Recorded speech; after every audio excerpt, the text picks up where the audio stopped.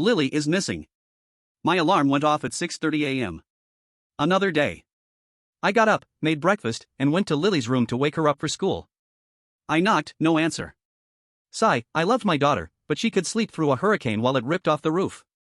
She'd gotten it from her mother. We'd lost Carly to cancer 3 years ago. Since then, it had just been Lily and me.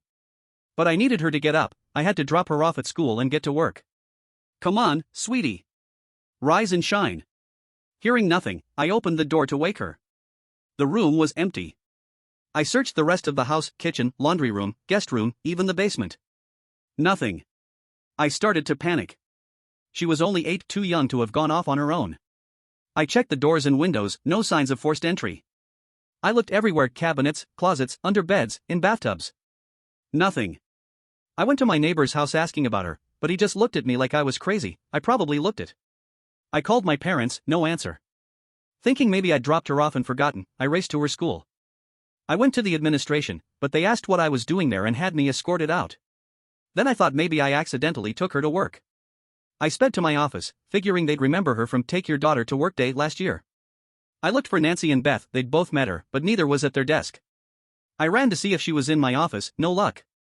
Some idiot had removed Lily from the picture of us on my desk, a dick move, but I'd deal with it later. I sped to her best friend's house thinking she might be there, but her friend's father told me to stop bothering him. Finally, not knowing what else to do, I went to the police. I spoke to the detective on duty, explaining that my child was missing. When I said she'd gone missing this morning, he looked at me with confusion and pity and got up to leave. How dare he? I came here for help. I refused to leave, demanding someone look for my daughter. Suddenly a group of cops grabbed me, threw me outside, and wouldn't let me back in. I saw a church across the street. Lost, I went inside. A priest approached me as I sat in the pew. What troubles you, my child? I don't know what to do, Father, I replied, the frustration finally overtaking me. I can't find Lily. Lily? He asked curiously. My daughter. Reeling, I looked around.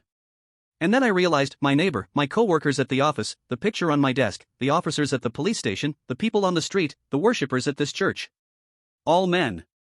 My child, the priest asked, looking at me in confusion, what is a daughter?